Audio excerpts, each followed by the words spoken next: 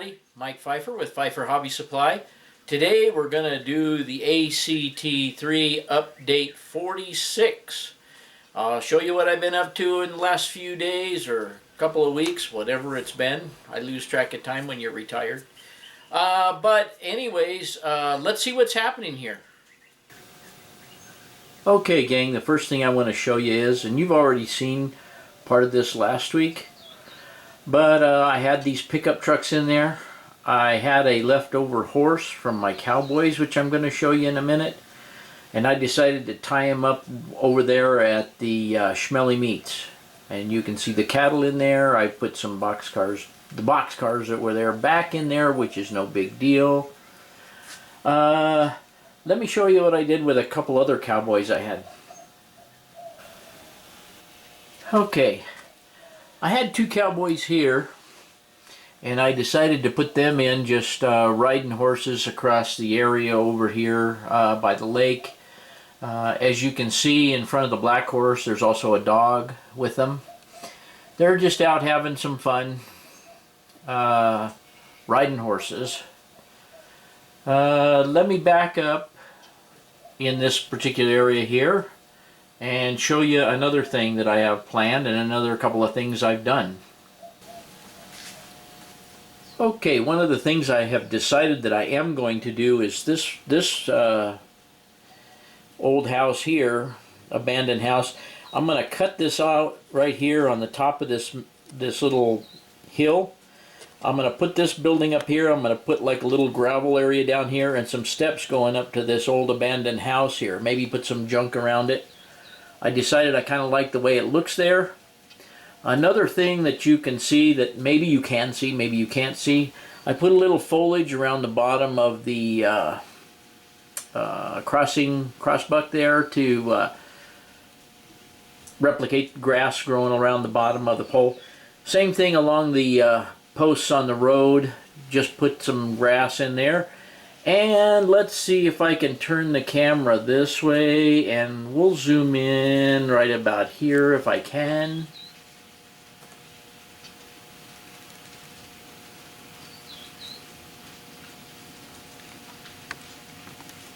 And you will see that there is a sign there. Cold drinks, fill your water bags, Indian souvenirs, totem pole trading post. Okay, these are my trading post advertising signs. See if I can find the other one. Mine tours ahead, totem pole trading post opens daily, and whatever else that says there. I can't see it on the screen very well. And let me back around here and go. Here is the last one, and let me bring you in a little bit.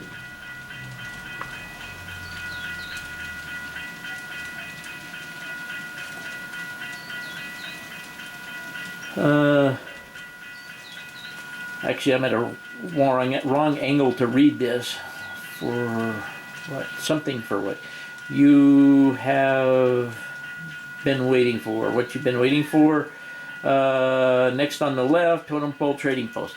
Anyway, these are the typical old advertising signs that you would see along a highway leading to where the trading post is.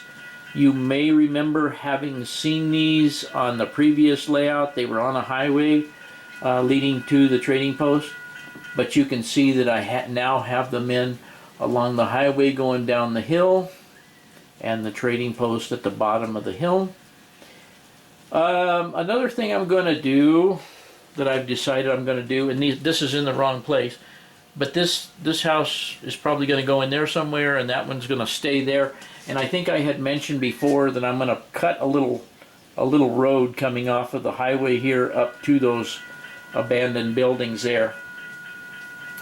And let me move the camera back and kind of give you an overall shot of this and show you kind of how all of that comes together here.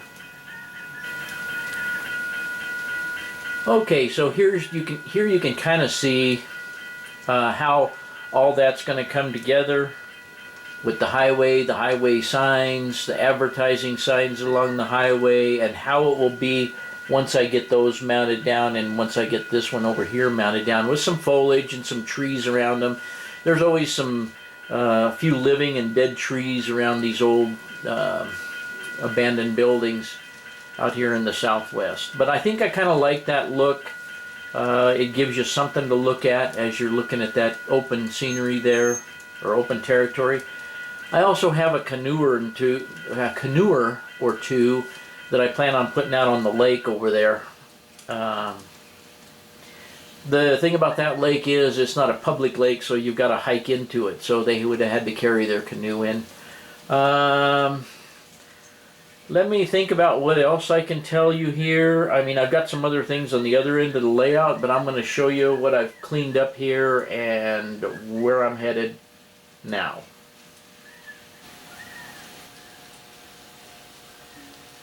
Okay, now from way back here, you can see that I've kind of cleaned up all my junk on the board. And we'll kind of pan back this way, kind of catch you up once again on how this is looking. You guys have seen this area here with the junkyard and the oil facility. Going around back to where the lake is. The highway going underneath the bridge back there. And the track that goes down into what will be the switching area down here in the town. I think I mentioned this before. I know I've mentioned it before, but just to refresh your memory, way back in there is going to be all little adobe houses and a little community that's going to have a lot of trees in it. It's where everybody would have settled in this area when the railroad came in. Then there'll be some roads coming down this way and some industries on these sidings along here that'll give me some switching opportunities. I think way down there you can see there's a church sitting there. I may or may not use that church. I have another nice church. I have a couple of nice churches, but I'll put one in there somewhere. I'm really looking for a Southwestern church, and there's a Tommy Tech church that is, I believe, brick, but it looks like the Spanish-style churches, and what I might do is get one of those and put adobe the outside of it and make it look a little more Southwestern and put it in there. The biggest thing in these little communities is the church, is always the church. So we got to add that in there. As much as I would like to include Robin's bowling alley there, it just kind of looks big and overwhelming. I'm not sure whether I'm going to be able to use that here or not. That remains to be seen. It's just kind of a large structure.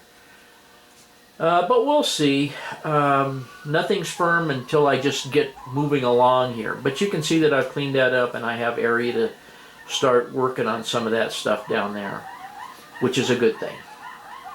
Now let's see what I've been doing down here on the other end. I mentioned it in the last video. Let's see if you remember.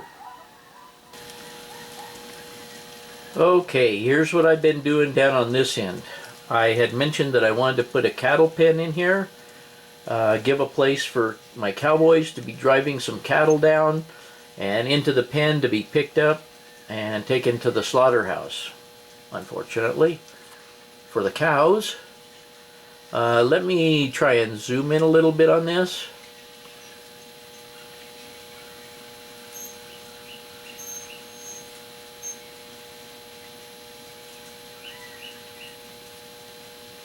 Now, one thing you'll notice right away is that I have not cleaned up the ballast along the track there, and I have not stained it. That's because if I do this, you see that I have to continue it on down, and I have to put some other industry in there to justify that long siding, and that industry will probably go right about there. I just don't know what that will be yet. You can see one cowboy there waiting down here to go up and open the gate to herd the cows in. You can see the cows all coming down through the little pass there. A couple of cowboys herding them down. I don't know how well I can zoom in with this, but let me try and zoom in a little more on these cowboys.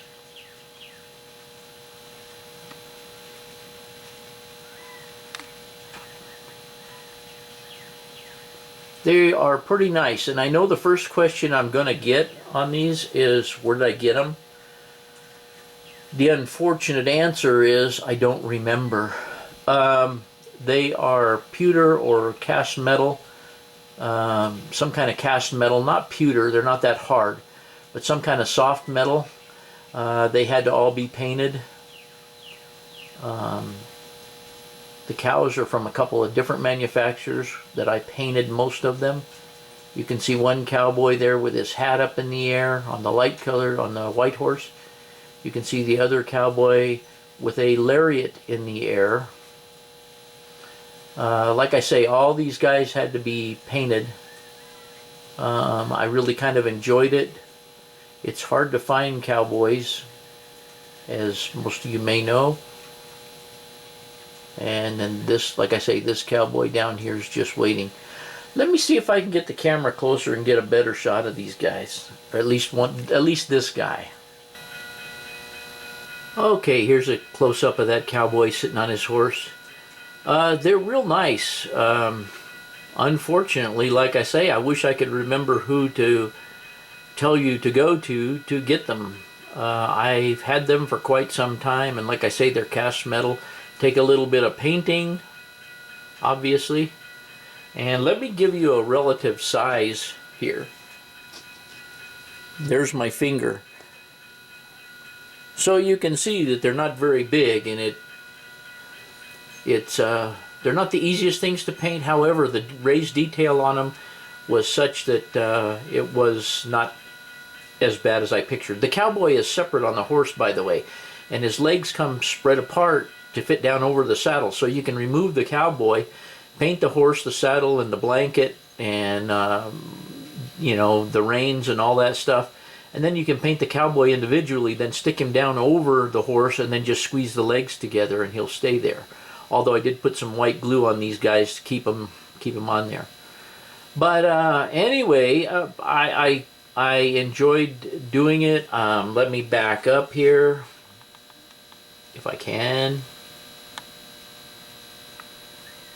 And swing back around. And I'll back you all the way out, so you get an idea of that little area there. Obviously the cowboys have come down from somewhere up in the mountains over there, and they're herding them down to the pen. And the idea is that these stock cars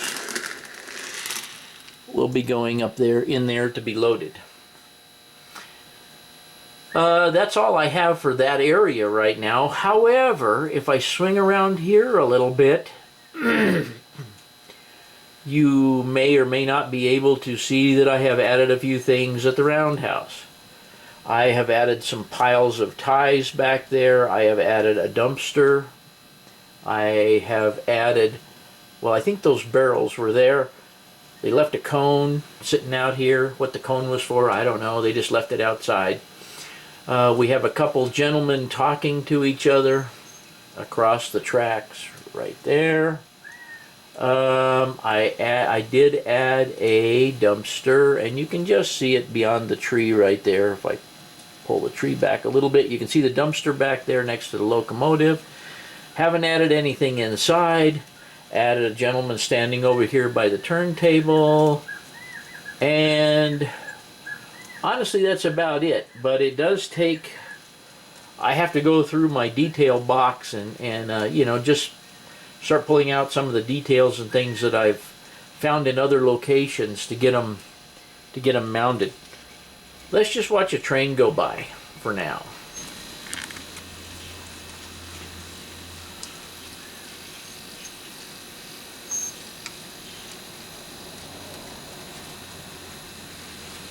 While this train is going by, I might also as well mention those red 50-foot cars that you see going by right now.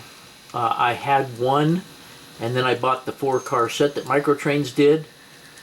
I don't remember what series number those cars are. However, they had body-mounted couplers. My radiuses and stuff out here, I kept having uncoupling issues with the body-mounted couplers. Maybe, I know there's a lot of people that swear by and like body-mounted couplers. I don't. ever since I've taken all that off and put on truck mounted couplers, I haven't had any derailment issues with those, not derailment, uncoupling issues with those cars. And you can see them going down the hill over there.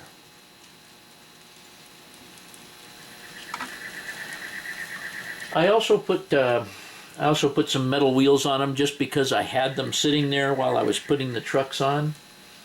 I think I've had some guys ask me about my metal wheel conversion. I don't know whether it helps or hinders, or I don't know. I honestly, I just don't see any improvement or non-improvement. Metal over plastic. I guess I'm out to lunch on it. I can't make up my mind whether it helps or hurts or, you know, anything really.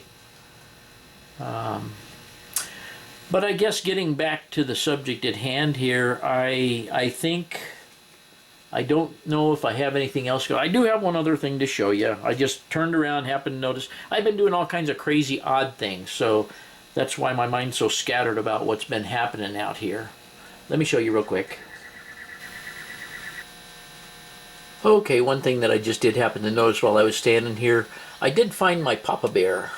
Right there, the one standing up. You got the baby bear standing up down below and the mama bear watching. The mama bear and the baby bear were there, but I didn't know what had happened to my Papa Bear. And there he is. If I swing over here a little bit, you may be able to see, and I've showed it before. I've got to find it. Ooh, it's behind the tree. Let me move you over just a little bit if I can. And you can see right there, it's a buck deer jumping up the hill there. He's in midair, trying to get out of there. I think we've seen him before. But as far as I can think of, guys, that may be it for today. I don't know. Oh, I always remember things. I don't have a script. That's my problem. But let me go back over here on the other side and show you something I need to do, and I will maybe ask for a couple ideas. I have an idea. I just need some stuff to implement it. But let me show you what I'm talking about. What we have is we have that track back there that goes into the oil and gas facility and the scrap yard. And the problem we have is that these two tracks here, oh shoot, these two tracks here are on a slope, a 2% grade. If you try and pull in here and disconnect the train, in other words, if this train, which I'm hand operating obviously, was coming up this hill and I needed to drop off this gun at the scrap yard, if I disconnect from that train, the cars all roll away. So the answer through time with HO and N scale is that if you have something like that on a slope, what you have to do is put something in there to hold that train. What I have planned, and hang on, if you hang on one second, I have a tortoise switch machine attached to a mount, and this mount has a place to capture a cable with, it's a sliding cable. This is the one I was using to operate the crossing gates, and it had two cables in there, and then when the tortoise throws, this one pulls the cable, this one holds the sheath on the outside of the cable. Okay? You get the idea of how that works. What I need to do is mount this under the board, hook a cable to this, drill a very tiny hole somewhere here in this section of track, and then when I throw the switch, have this thing push the end of that cable up in the middle of the track, in between axles or somewhere on a car, and it would be very tiny, a very tiny wire would just go up high enough to catch the axle of the car. Therefore, you could pull the train up to wherever that was, and whatever cars you needed to dump off behind the locomotive you could actually disconnect. Like I could hold, let me move this up. Not very explanatory here. But let me move this up. So say I wanted to drop these two gondola cars over here.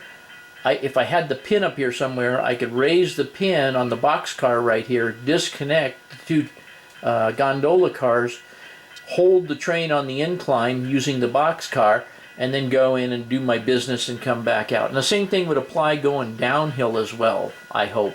Although I would have to put in something else over here on the other side. But that's my thinking. I just need to get some tubing and the stainless steel flexible rod that goes through it. And I don't know if I have one that's long enough unless I mounted this right underneath. And I just haven't messed with that very much either. But I would highly likely put one on both tracks at some position there to hold the train, keep it from going downhill. Otherwise you've got to disconnect way down over in there somewhere to come up here. And that leaves you out on the main line in most cases. So I'm going to do some more thinking about that, but I do need something to hold the train there. That's the best idea I can come up with. And I guess as far as that goes, that's all I have for you today. I believe. I say that over and over and over, but I think it's the truth right now. So, that's it. And we'll talk to you the next time. I hope you enjoyed video 46. And as usual, thanks for watching. Okay, I've got you back down here. Let me show you something real quick. Oh, poo. Then over here I did some stuff to the Roundhouse. God, what the heck did I do? Okay, if we come over here, oh, you'll see the ceiling.